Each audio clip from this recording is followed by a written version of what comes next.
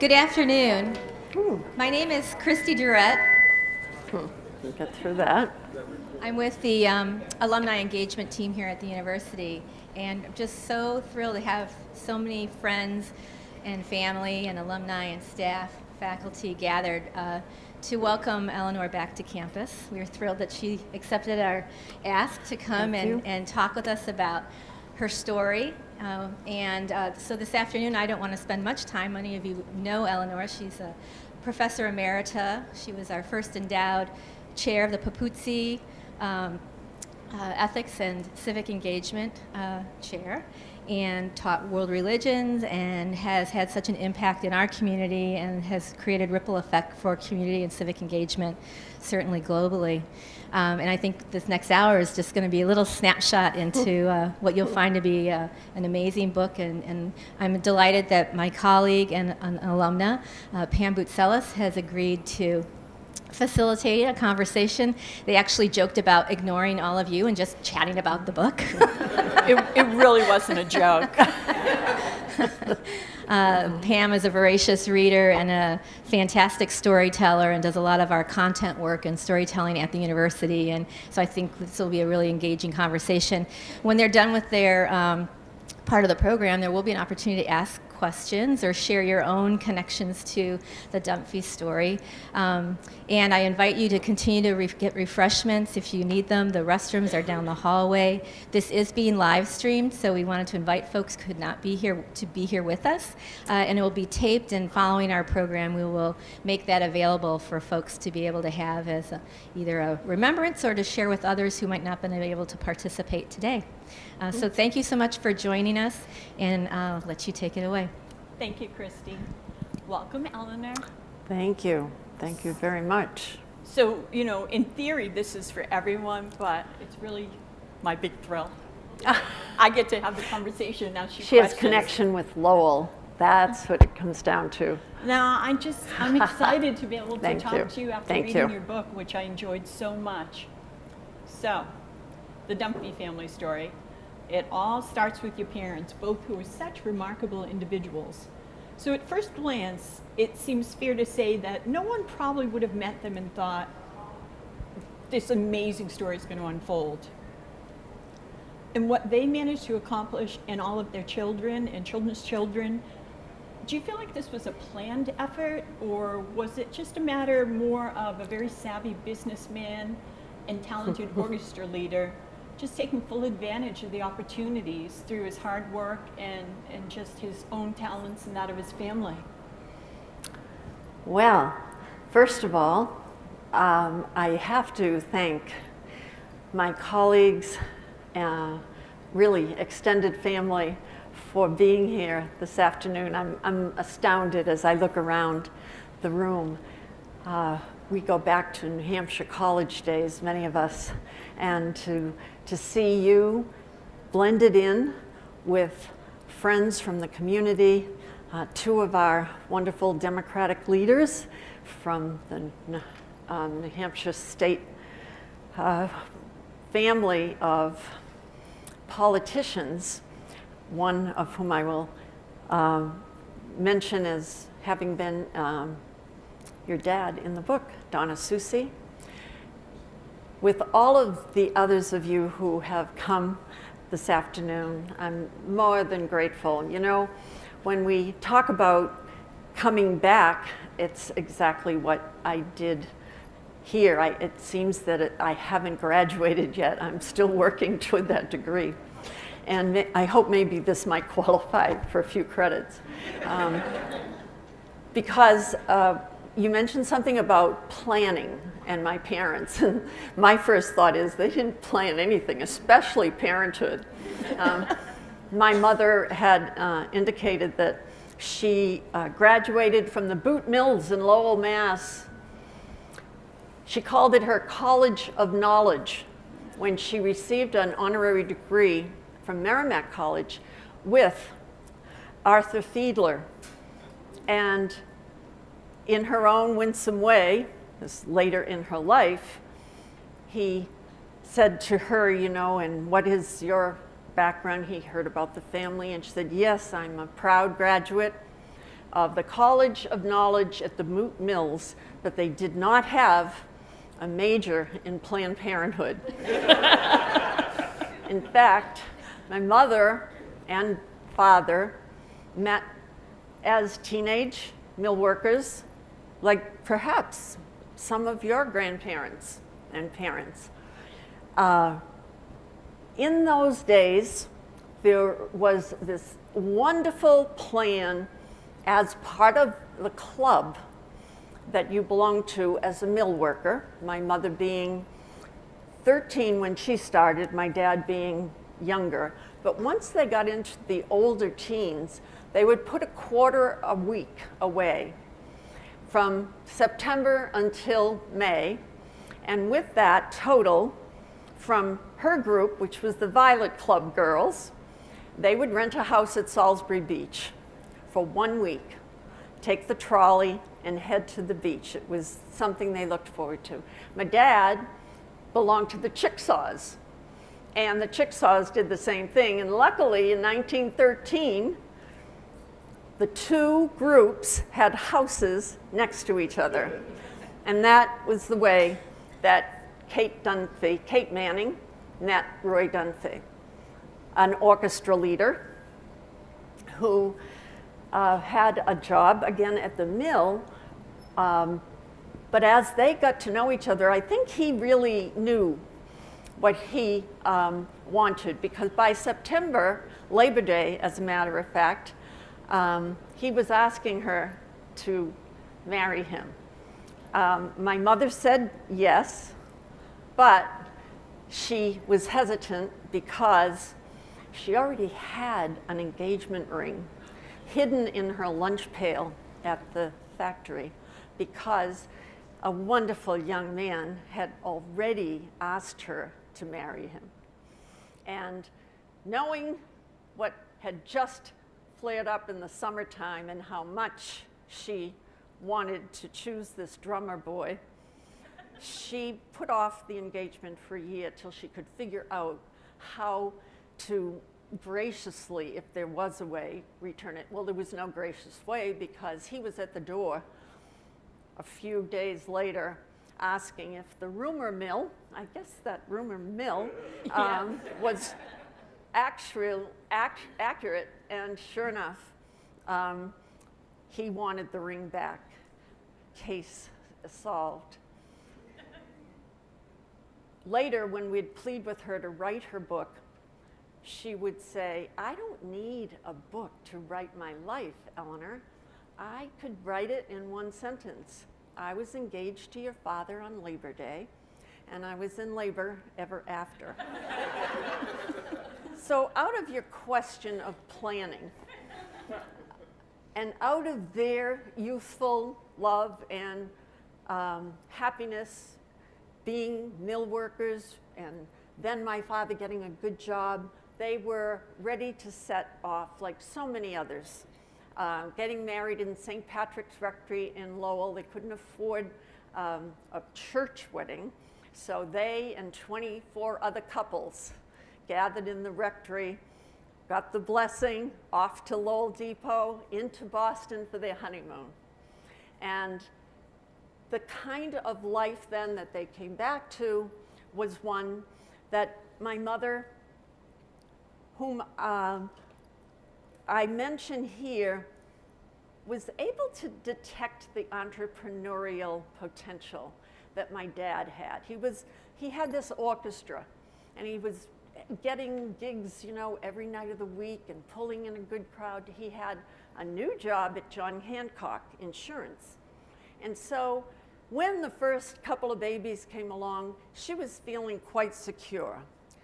But as I quote her, we did get her to write her memoirs, which we titled Not Cheaper by the Dozen. I excerpted some of those, but this one will give you, I hope, a response to your question. Roy was now entertaining the idea of going into business for himself. His work with John Hancock Insurance and his orchestra engagements were bringing in a salary to keep us comfortable. I was pregnant, of course, every 2 years between the ages of 22 and 44 years, she could say that. I was pregnant with my third child and not too anxious to see Roy make this move. I didn't interfere though, because I saw him keep up his orchestra, thriving and organized as he was. I sensed he could and wanted to be his own boss. And so it was in this way that they turned to what was to become the roots of the entire trajectory of the family. Because the place that Roy wanted to buy was a luncheonette around the corner from the apartment building in the acre section of Lowell. And that purchase, as my mother said, over that counter, all 12 children learned about the world from their dad. In making this change, she indicated also, little did we know that that decision would make such a difference. And I guess that is a discovery of my parents that I appreciated even more now, because they never got stuck.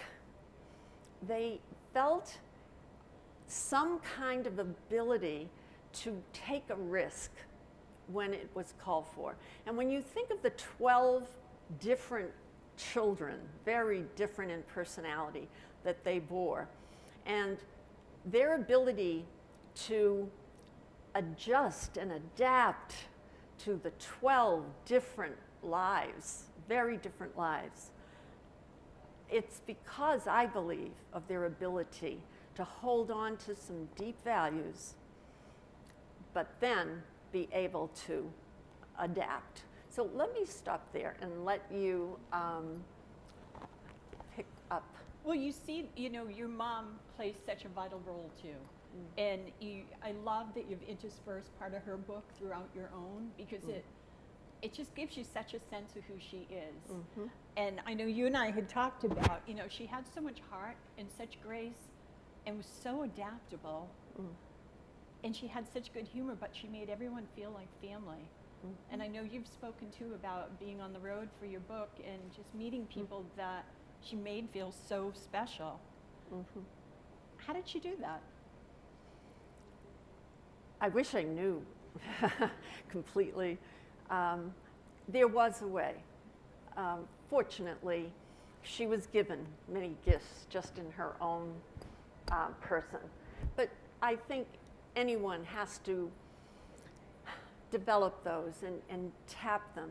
And I believe that one of the things that she was able to do with that adaptability was be resilient.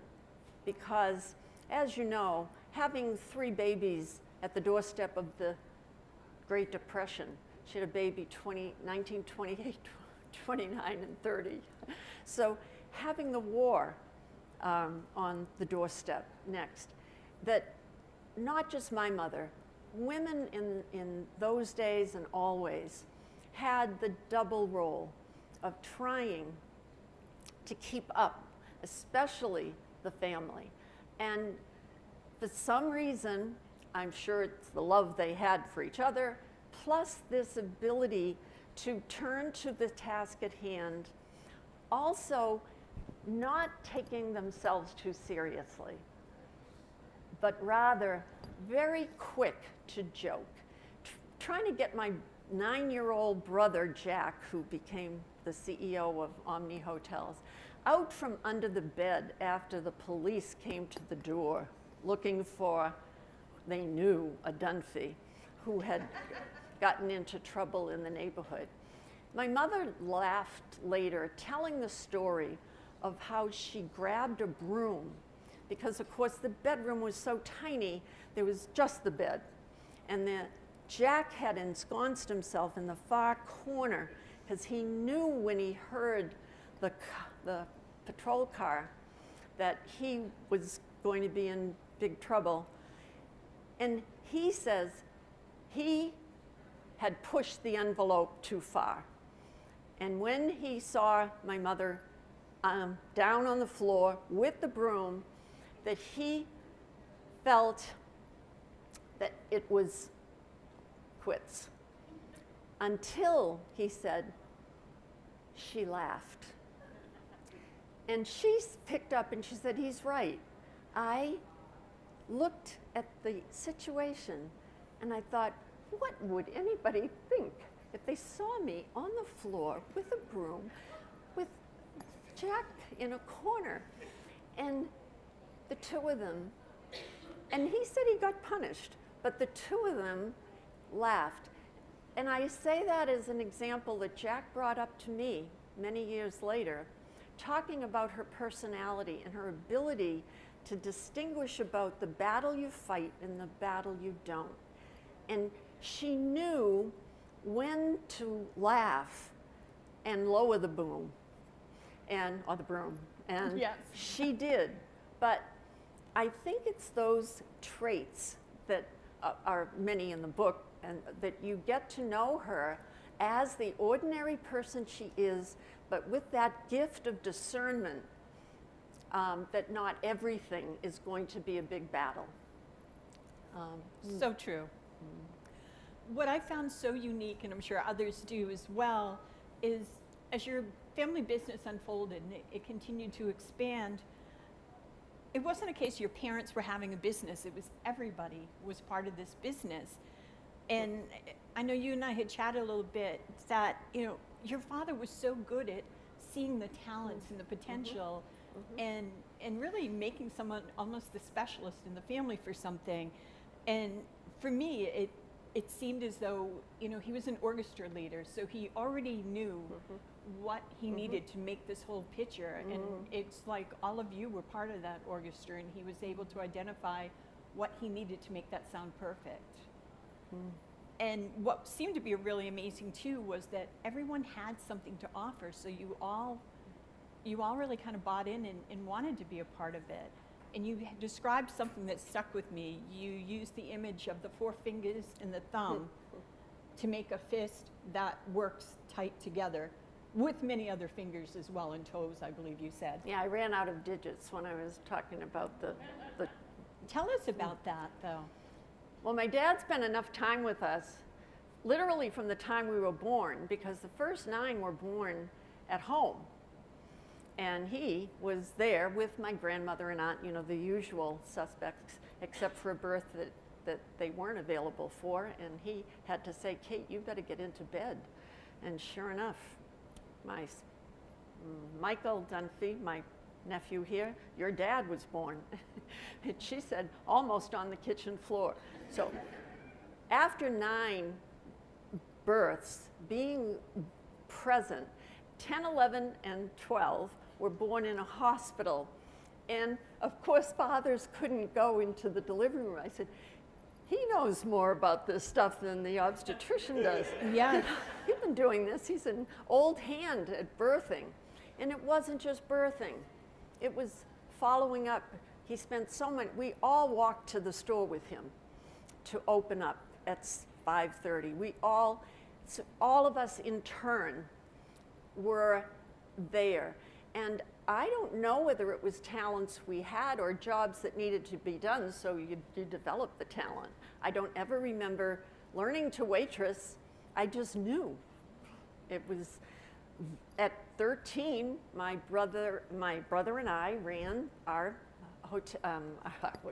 our restaurant at Hampton Beach. He was the manager. He was 17, and I was 13. There were 75 employees. He was hiring them all, mostly lovely-looking girls from UNH and the rest, putting his 13-year-old adolescent sister to shame, but I could train them to waitress. So in that case, it was something that had to be done, and we did it. But for the other traits, he really did assess. That same Jack that I left under the bed with you a moment ago, that same Jack told me that when he was 16 and got his license, my dad said, now you're going to have to be the driver. And sure enough, the first day that a whole group in the car, including my father, drove, Jack said that somebody pulled out and he had to make a decision whether or not to go up on a sidewalk where he could see that he would avoid, or, possibly hit a pole. And Jack said that later my dad said to him, "You made the right decision, and that's the way you're going to have to make decisions." And I think maybe it was those, again, informal ways that the personalities of my brothers did evolve to meet the needs of the growing business. And your family operated, too, as such a true democratic unit. And Democrats maybe in politics, maybe.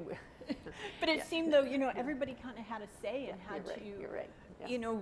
Kind of state their case and why they deserve certain things, what they could bring to the table. And it seemed so well respected, too. And I'm sure it was very colorful at times. And I think what Pam is raising, yes, it is true that as the business evolved, and we can say something about that as well.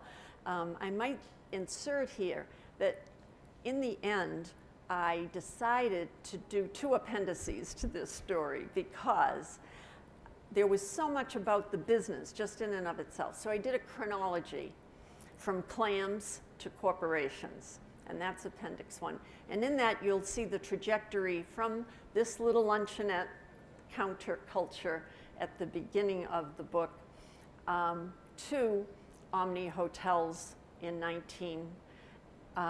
which we sold in 1988. So we went from about 1948 to 88. But as that progressed, and I think I lost the train of thought in the specific, there was one specific part that you just mentioned. The way, people stated their case and said, I should be in this position, this should be my salary, and I thought that was great. That is the way the 5 brothers that originally were in the business planned at weekly meetings in one of the living rooms in Hampton, New Hampshire. By this time we had migrated to Hampton, New Hampshire. We had a few clam stands at Hampton Beach and a couple of others.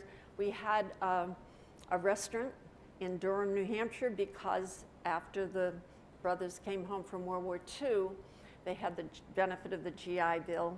And when they arrived, they bought a pharmacy and turned it into a restaurant over Christmas break, borrowing the equipment from the beach, which they would then return in May to the beach.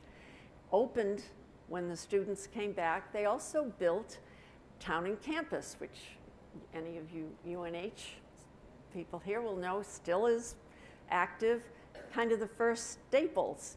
We could have been maybe the first Staples if we didn't stick to clams. So in those steps, each of the personalities and each of the business decisions had to be made, and they had to be unanimous. They also had to make a case for their yearly salary.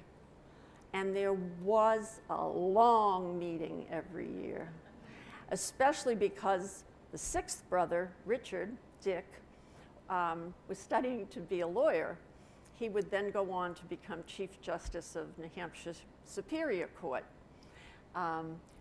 Dick could wax eloquent over any subject, especially when it had to do, when he was going to be working with his brothers, making a case for his pay. And my brother Jerry would say, we knew we were in for a long night when it was Dick's turn to make his case for what he deserved. But that did play out very importantly and seriously in the years where the politics began to become involved in more formally.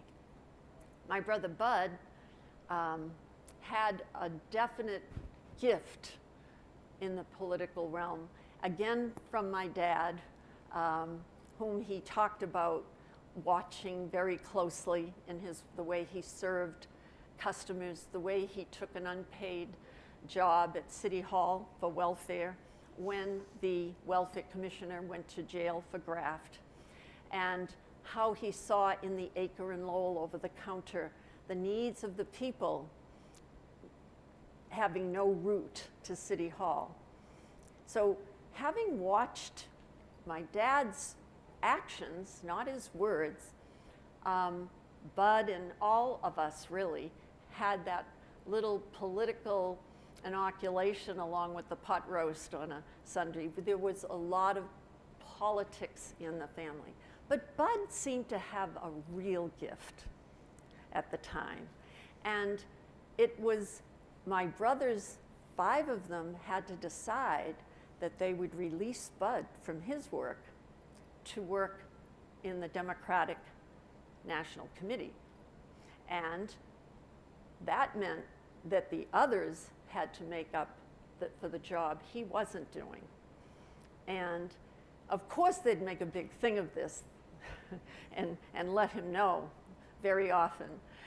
But that really was, I think, one of the keys. The other one was that because it was so different, every person in the family, if you were to start a business and you had a certain personality, the best way for success is to go look for those traits that you don't have in someone else and somebody you can trust.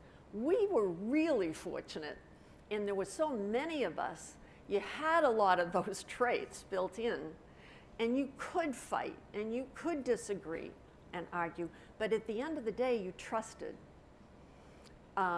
It was a very important lesson for us to learn that we needed to get advice from people you could trust. In one case, when we bought the pharmacy and turned it into a restaurant in Durham, we inherited the most wonderful manager, a tried and true citizen of Durham.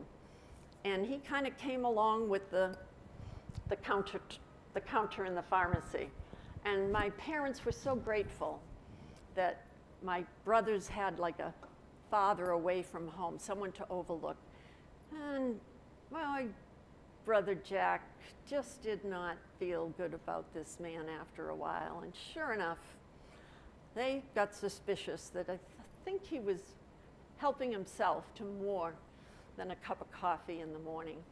So this particular year, when they were sure that they needed evidence, and they were supposed to go to the restaurant show in Boston, annual restaurant show, they told this employee, Dennis, we're headed out, we're counting on you to cover the territory for the 3 days.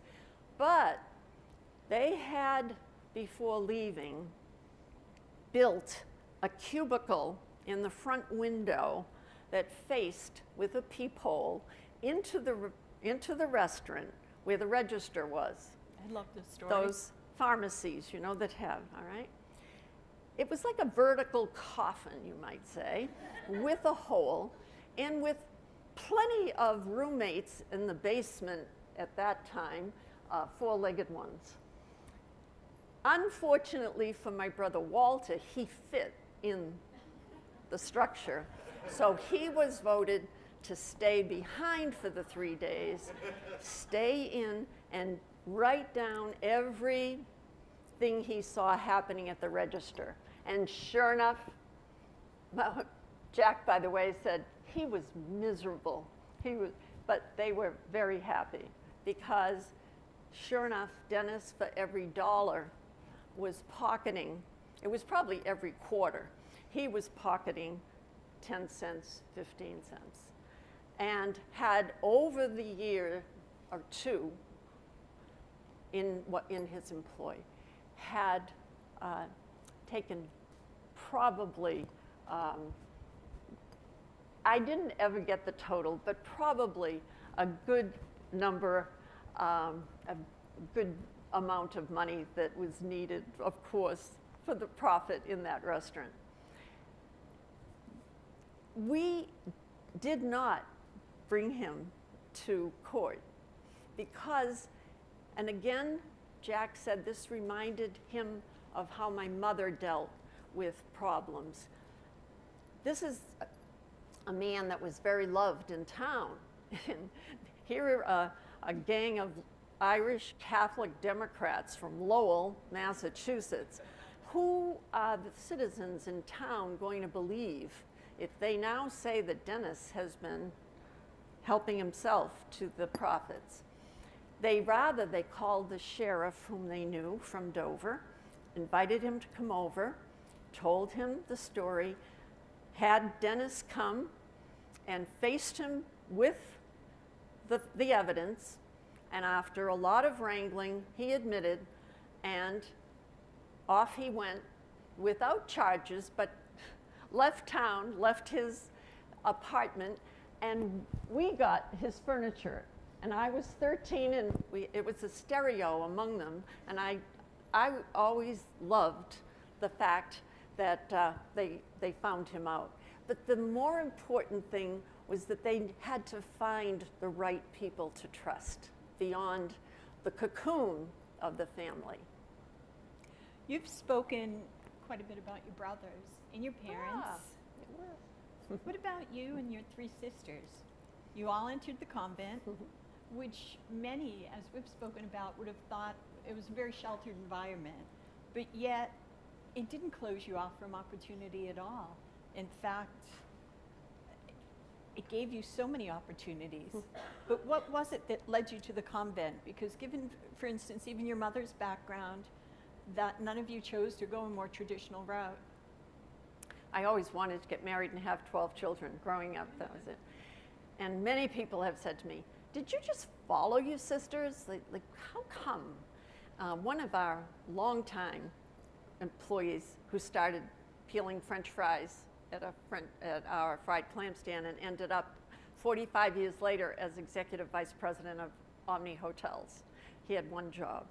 And he would say, I just couldn't figure it out. I think my nephew over here used to say this, why is she going in the convent? And I don't know that I consciously thought of this.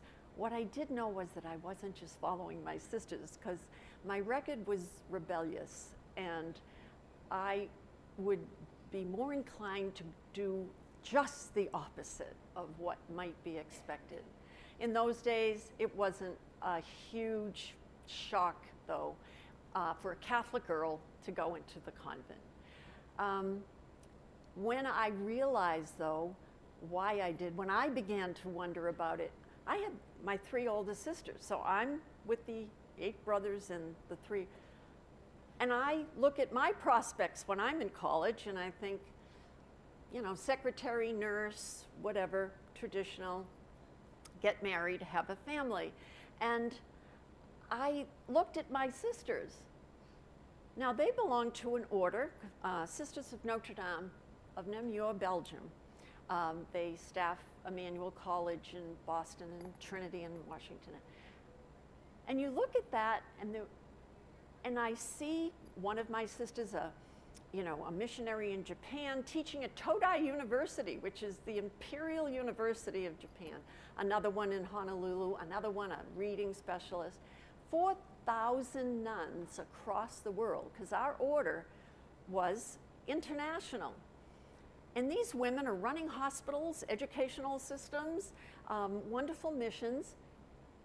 It was, if you're going to save the world and you're 18 or 19 and you live in Lowell, that seemed a very logical thing to do, especially because I had such role models in my sisters. So going in, but then I was the one that made the decision first to leave. But that was after 13 years and 13 amazing years, which I speak about, through the 60s. So not only was there a cultural upheaval in the convent, but the 60s served up a counterculture, jolting the venerable traditions of most religious, educational, social, and business institutions that had held too fast to paternalistic rules, rituals, and behaviors, far beyond their original intent and usefulness. And I feel very strongly that this book, beyond being about our family, it's really a story about an era that we could look back on and learn so much from, because it is a case where people got stuck, and those institutions were so stuck, and they made what would be rituals the ends, so that the most important thing to do was whatever ritual that business or educational institution was believed to honor. Business was no exception. It was also an era for businesses to wake up to personal and social responsibility, to step up to the plate and become more civically engaged. There was more than a nudge to expand one's business philosophy and entrepreneurial spirit. It was in that decade that we women in our family and our brothers were doing the same kinds of culture shifting in business and in religion. And it is I think that in itself a kind of a plea for us all not to get stuck. And we can do it today, as we tried to get through it in the 60s, and we have the similar challenges right now. Well, it seems like what was happening in the business world, politics, and within the convent as well, everything was kind of swirling to one place where your family really came together in even greater ways. And I think about, service is such an integral part of the Dunphy family.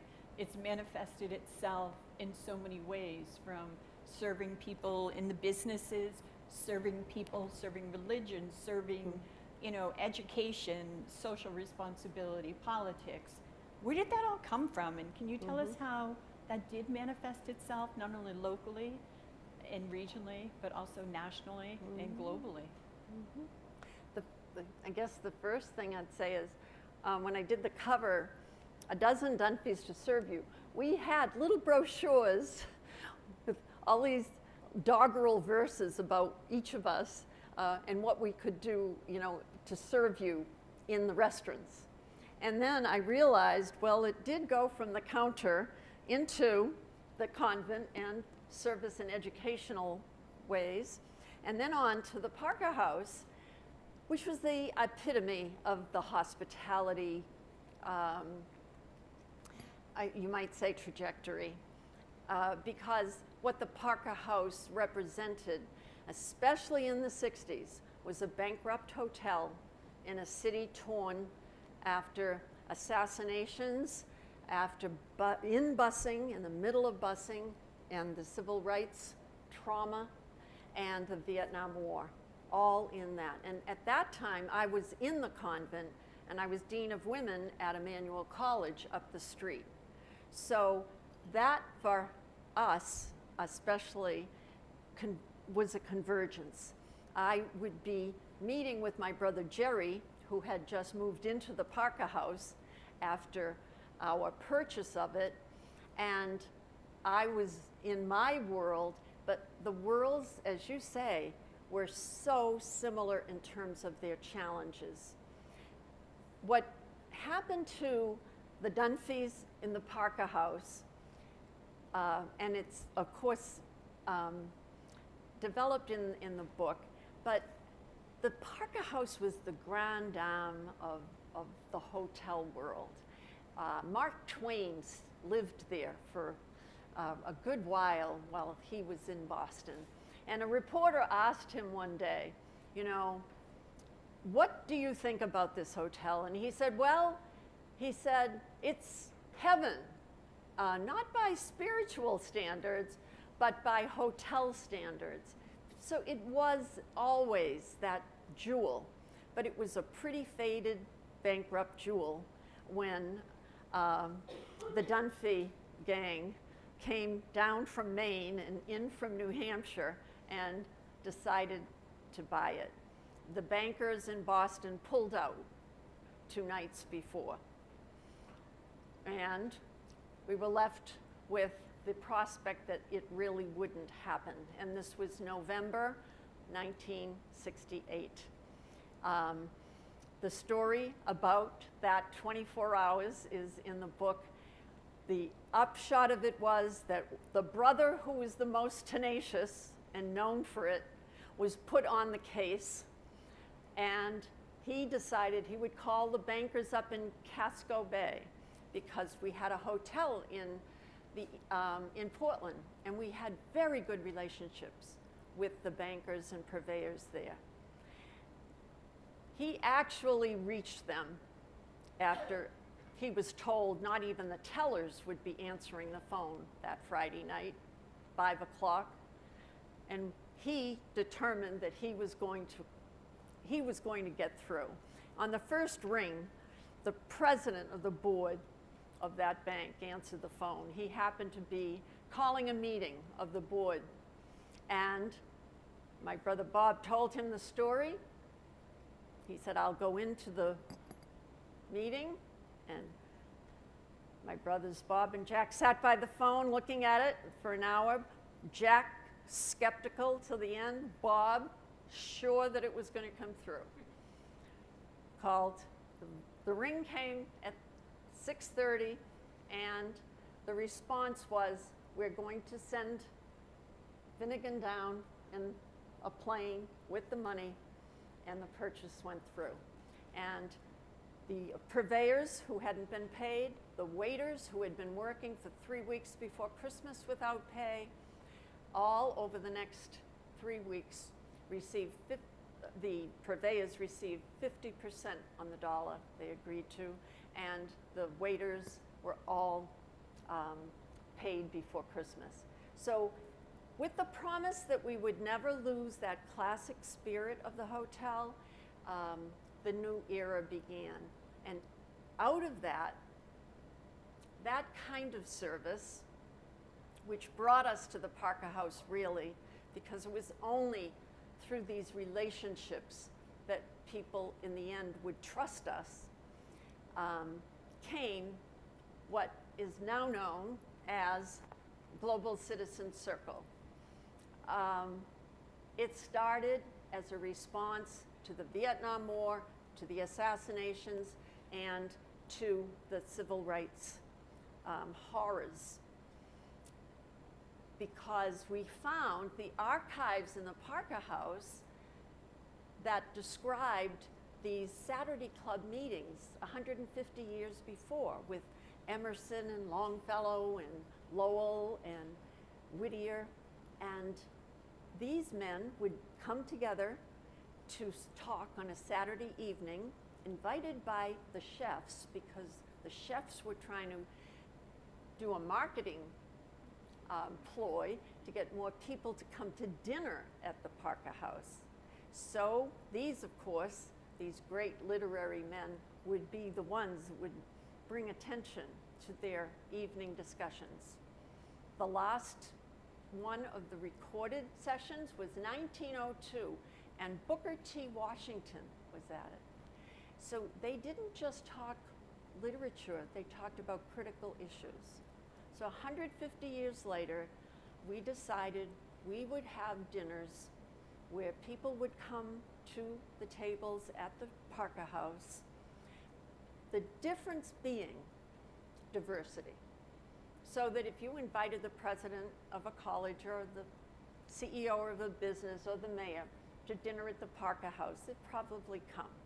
But they would be surprised to find that when they were seated at table, they might be next to the executive director of the Nashua Soup Kitchen, or a gas station owner from Dorchester, or people that they would not ordinarily be having dinner anywhere with. So that those dinners were an effort, a couple of things. For us, as Democrats, progressive Democrats, to widen our side, to get out of our silo too. Because we had, believe it or not, on one platform, John Sununu with Barney Frank. And we had Warren Rudman, we had Bill Cohen from Maine, we had Kennedy with the SALT treaty and the talks.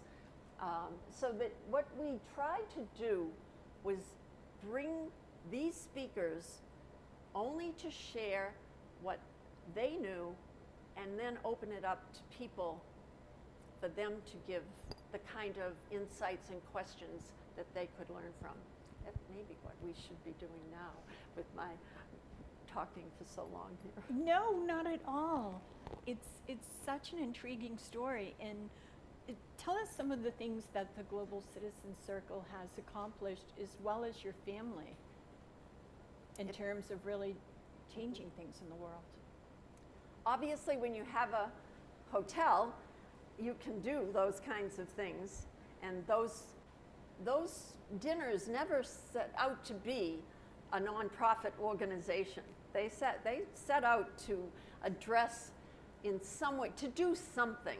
And we felt that bringing together people of different opinions could then trigger and develop trust and move towards some common ground so that you could take action in your communities. And by doing that, after year, we would then look back and be told by some of our African American friends from Roxbury, in 1968, the Parker House doors were the only doors in this city that were open to Roxbury and open to the candidates that were running for office.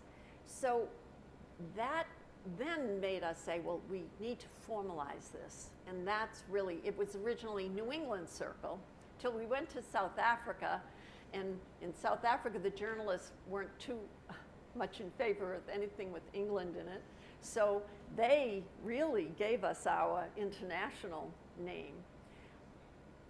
Over the years, because there were so many of us, we could each take a continent or an issue and bring it to the table. And then, just like for the pay, they'd have to argue that that issue was the one that we should be addressing. That trajectory is covered in Appendix 2 of the book about this effort. Fortunately, the university that used to be New Hampshire College in my home here in, and my husband, Jim's home, has given us the opportunity over the years to do many of the global citizen related programs as part of my job. And that has been, I think, the lifeblood of the organizations going forward. When I retired formally, I did the archives with Chris Cooper here, your archivist at the library. And after that, President LeBlanc and Patty Lynott invited Global Citizen Circle back to campus with an executive director, Theo Spanos Dunphy. And even though she has the Dunphy, she came so well prepared to pick up on this Dunphy tradition with her degrees from Brown and Tufts School of Diplomacy, and being the main executive director of the World Affairs Council, and now in her second year here. So what has happened is it's just kept growing in unexpected ways, and we hope that that can be the legacy of our parents, starting around the table, over the counter, as we went in and out of the convents and boardrooms and around the world, that we're still around the table. Because at the end of the day, it's back to the neighborhood. And unless we can be with people of different beliefs, but also simply different opinions, and be open to them as we had to be when we were trying to forge a unified business. Then I think that it will be a great challenge to have any common ground. Oh, I so agree. So tell us how you ended up at Southern New Hampshire University, then New Hampshire College. I came in through the kitchen door. I really did. I had moved here. Jim and I had 2 children living in Rhode Island, and Jim was with the Dunfey Hotels and then with First New Hampshire Bank here in Manchester. And I was busy with various things, but I wanted to get back in the classroom. I'm a high school teacher, and I had wanted to get back doing what I love to do. But I heard of New Hampshire College, 10 minutes from my home, which had a very entrepreneurial spirit. And so I kept it in mind. I actually had a yard sale in a cold November day. And at the very end, when I was ready to put down the garage door, a car pulled up, and out of it came what you'd know first impression was the typical university professor. And he came up the driveway and wanted to know if I had any Legos. He was a collector.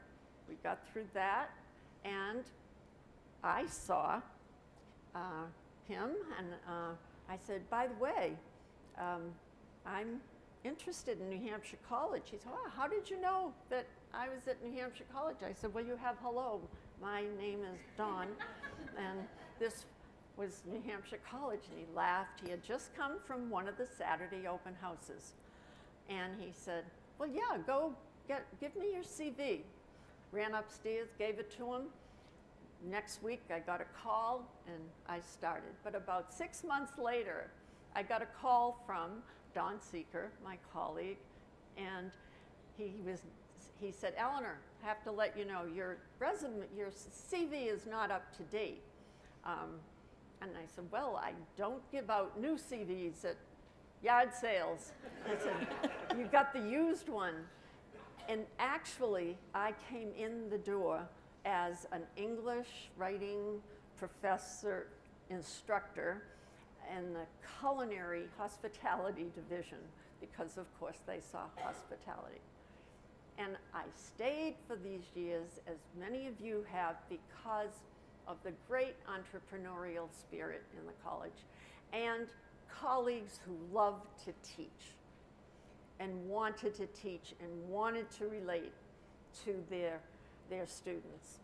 I look around this room and I see many of you. I see Doug Blaze and Pam Cohen, and I see Jolan.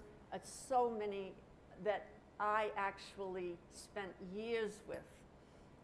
People like Kathy, who spend it behind the scenes tutoring students. This is the place that students really were the center of attention. And that is the way I came into New Hampshire College. So what compelled you now to share your family story? My age. I figured I'm the last one, and when you turn 80, you begin to wonder what you're leaving, and I knew I had, if nothing else, a story for my family. So I tried for a long time, but finally decided I would hang in and do it. And to put the story between the covers of a book was scary, and still is, but overarching purpose is that we've been very fortunate as a family. Anyone who reads this book will know it. And when you've been given so much, as my mother would say, you know, so much has to be given back. You really have to give back. Not as an obligation, but I will say that the most gratifying part of being number 12. I should say number 11 and 12, my brother Jerry and I have always said we stand on the shoulders of our siblings and parents, each of whom, gave us so much. As Jerry says in the book, if I were an only child, I would not have had the opportunities that I have having so many other siblings. So he calls it the Dunphy credit system. He said, if somebody says, oh, hello and how are you, it isn't necessarily because of anything we've done individually, but rather that as a group, we have benefited from the gifts of 11 siblings and 2 great parents. And we have benefited from you speaking with us today. Thank you. And I appreciate it. Thank you so much.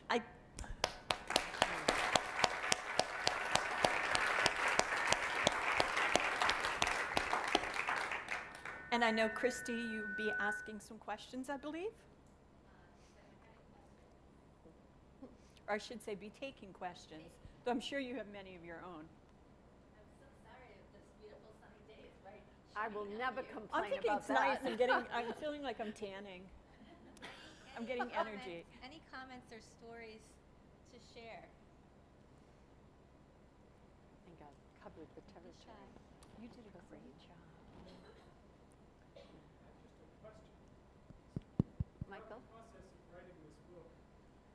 Throughout the process of writing the book, was anything more difficult than you expected? Everything. And I say that in jest, but I say it seriously. When you think of the 100 years and you think of the family, just the 12 of us, not wanting to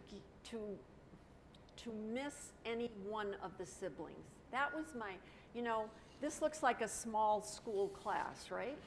And just think of yourself as a teacher. And at the end of the year, you don't want to sell anyone short. You want to really be sure that you have tapped the potential of everyone. And I sat here for years, knowing the family. And as number 12, I had a lens that nobody else had on this family. And it made me less inclined to write because I felt I couldn't do justice to my parents and 11 siblings. So I think the most gratifying part is that as I got to know each sibling again, as well as my parents, I did not have any trouble giving each his or her due. And if that were the only thing I have in the book, that would be enough. Thank you for asking that. Yeah. I think you gave everyone their due.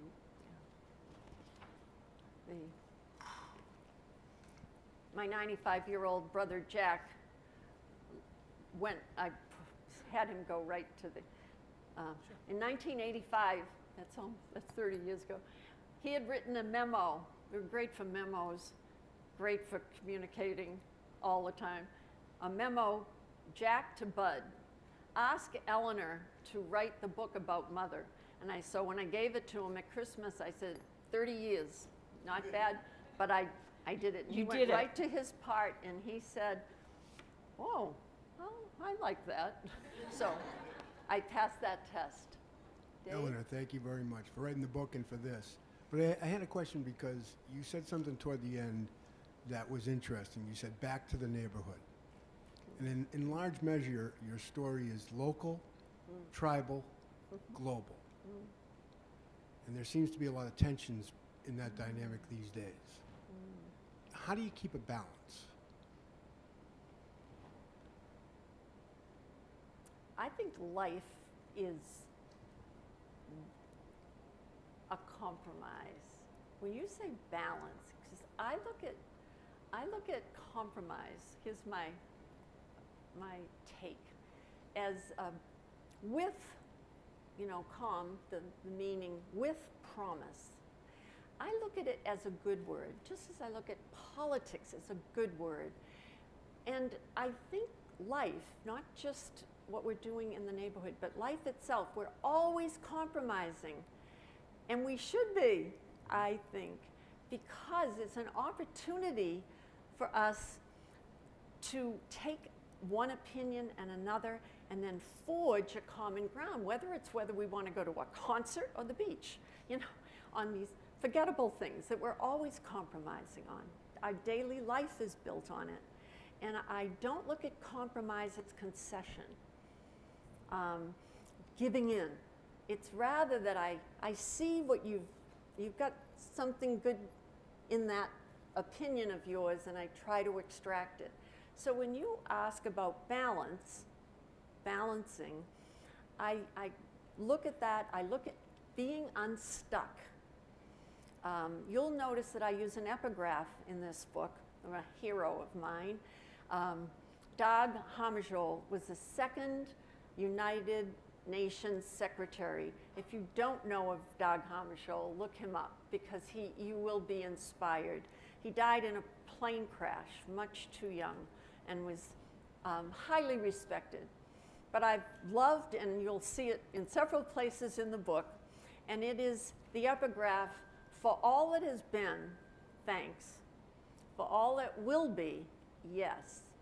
And I believe, whether we're in the neighborhood or in some other group, that we should look at being grateful for whatever we bring to that, but then not get stuck in it and think that that's the end.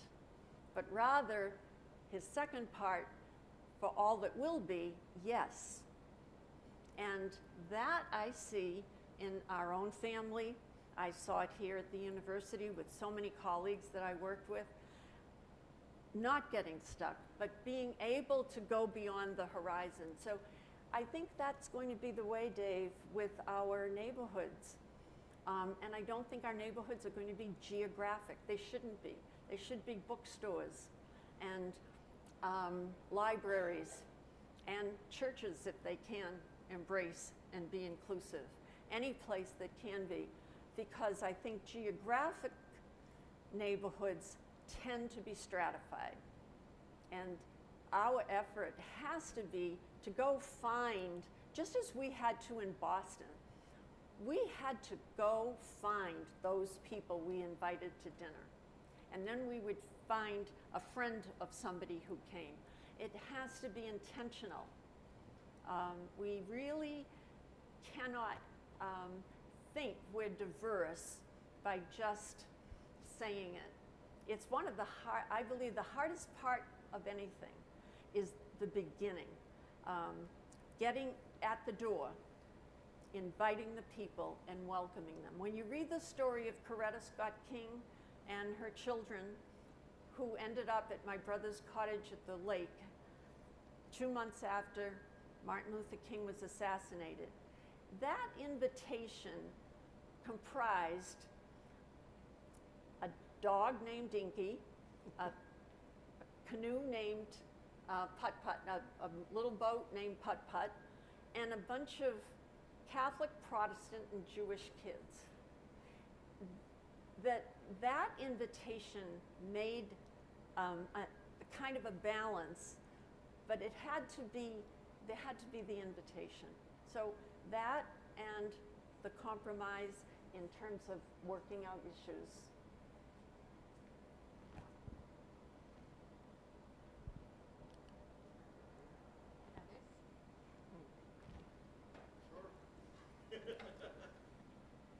I don't know if I need that.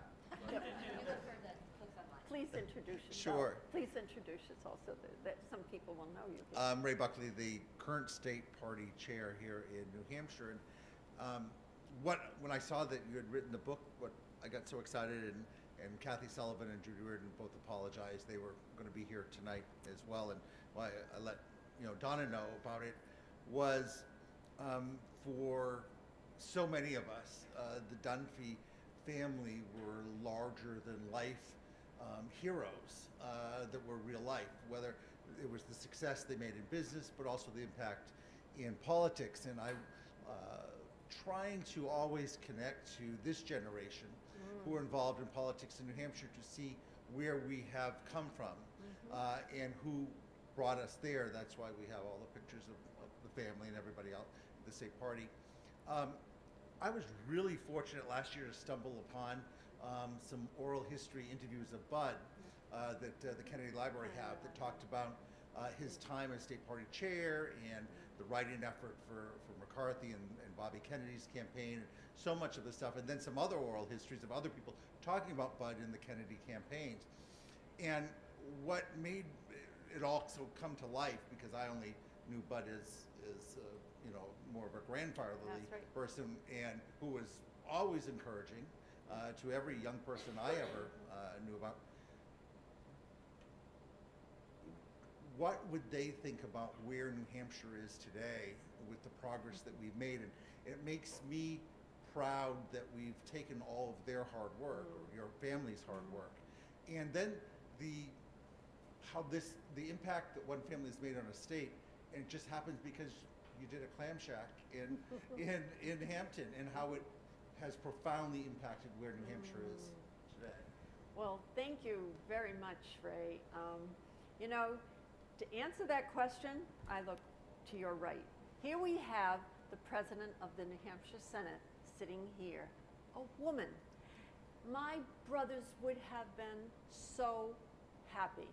When we go back and look at all of their work, women in business and women in politics, talk to any woman of a certain era and she will say that she spent a lot of time on the phone with Walter and Bud, two brothers in New Hampshire, about running for office. It was always a priority. So that number one, that quality, and they were doing it in business, so they felt that it should happen in the party. The party has come so far. I am so excited about the young Democrats right now. Because when you look back to the convention center at the Wayfarer at election time, and we were Democrats year after year, loss after loss, and the peak came the year that Joe Keefe lost for the second time, and he lost to younger John Sununu. And for 4 days before it, William Loeb was not a popular figure in our family, and the feeling was mutual. We were not William Loeb's favorite people in the state. And he had written four days of editorials against Joe. And Joe was, we saw, going down. And a friend next to me with her 2 high schoolers and I with my middle schoolers are standing there, everybody in the room crying, and she turned to me and she said, "Eleanor, do you realize our kids have never been to a victory party?" So that's the way I answer your question. The Democratic Party, especially today, so heartening. And I think that should be heartening to all of us, because we've been in an era where the unbearable heaviness of hopelessness. As long as we feel hopeless, we're not going to act. And if there's one thing I think that comes through here is that there is reason. I'll finish by saying my mother used to say, how often do we say? My mother used to say, every generation thinks it has the worst crisis ever, and that's going to be it. And she said, you know, what's interesting is that it seems every new generation develops the skills and the talent and the ability to deal with that crisis. So folks, that's what we're about at a university, helping all of us intergenerationally to build the skills to deal with the crises. And we were very fortunate to be in New Hampshire and have the benefit of your father, who helped my brother start the Democratic Party with the Young Democrat Club at UNH. And they were responsible for the first Democratic governor in the state of New Hampshire, John King. Not that we wanted just Democrats, although we wouldn't mind, but there was not a two-party system, and that is what you have thriving today.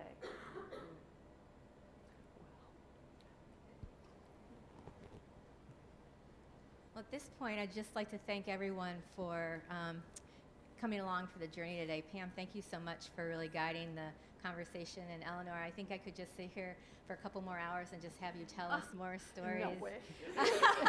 Class is dismissed. You have put in your time. I was going to ask at the beginning if anybody saw New Hampshire Chronicle last night. Yes. I was going to dismiss you and say, you've done it, 10 minutes. I said, why did it take me 300 pages? When Audrey Cox was able, Audrey Cox, by the way, the producer of that program, I didn't know this, but she wrote to me, she said, I had to do this. She said, I'm from Lowell. I worked at LeMay's, which all through college, and there was a third thing that Audrey was involved in that was just amazing. Oh, and I knew Walter and Kay. I knew two of your siblings. So that 10 minutes, she managed to do what I've had you sitting here in the sun listening to for an hour or more. I think the story, though, that you bring us back to so many things about what makes us New Hampshire, and I say us as New Hampshire, and I'm a transplant, having married someone born and raised in Manchester, whose mother was born in Lowell, and father lived in the mill yards in Manchester. And I just find all of this intersection so important to hear and listen to. And so I know there are many folks who want to come through, share a hello, have their book signed. And so I think we'll move to that portion. Oh, you have one thing? Yeah, sure. I'm so sorry. Jolan.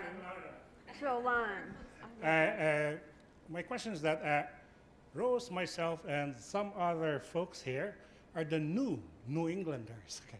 That's right. What do you think would be like an advice you can give us old New England, you old New Englanders, to new New Englanders, to be able to not only survive the winters of the region, but to actually flourish in this really wonderful part of the country? My folks are in Texas, but I opted to, by choice, be in this snowy place. What do you think would be a good advice for myself and new Americans and how to flourish in this part of the country? Jolan, first of all, I am just so happy to see you. Jolan and Rose, Rose just received a leadership award, 30 years of leadership here at the university. And Jolan, who worked with me with community-based research and has done the same all over the world. How do I give you advice? I can say it very simply. The old cannot survive and should not survive in a cocoon. And welcoming the new, whether it be students from many countries around the world into our own homes, and you'll read how Jim and I had such a privilege of having African refugees and El Salvadoran refugees live with us in our home, all because of New Hampshire College, Southern New Hampshire University. And it's the simple things. It's just the invitation and the putt-putt, and the Inky the dog. Ours was Blarney. And the kind of home felt inclusion that we can share a meal and our life with the kinds of people who have come from so many amazing places and done so many amazing things and suffered so much. I remember when the South African refugees lived with us, the family. My seventh grade son was riding to school with Jim, and the radio was announcing the 10th anniversary of the Soweto uprisings. Now, these people were from Soweto. And he said to my husband, gee, you know, Soweto was such a faraway place before CD came to live with us. And now it seems like it's next door. That refugee who had given birth to a baby, who they had no country, no home. We learned so much, same with El Salvador. And this university has always had an opportunity and continues to try to take advantage. But it has to be by invitation. It won't just happen. Those round tables in the dining hall will get blended when people send out invitations to come to them or to the home. So that's really it, Jolan. It comes down to what you have lived your whole life too. The Philippines is well represented here with the two of you. You know, it dawns on me you're speaking like a true hospitality professional. You're making the invitation and you're welcoming everyone to the table. When you're one of 12, especially the 12th, everything is hospitality. Everything is a restaurant, even dinner at night when you have that. So yes, I hope. I see your next book. Oh, everything is hospitality. The next generation. The next generation. Thank you very much.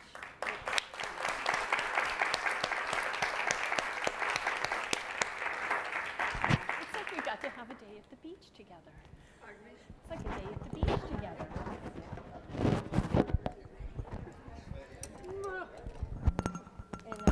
And,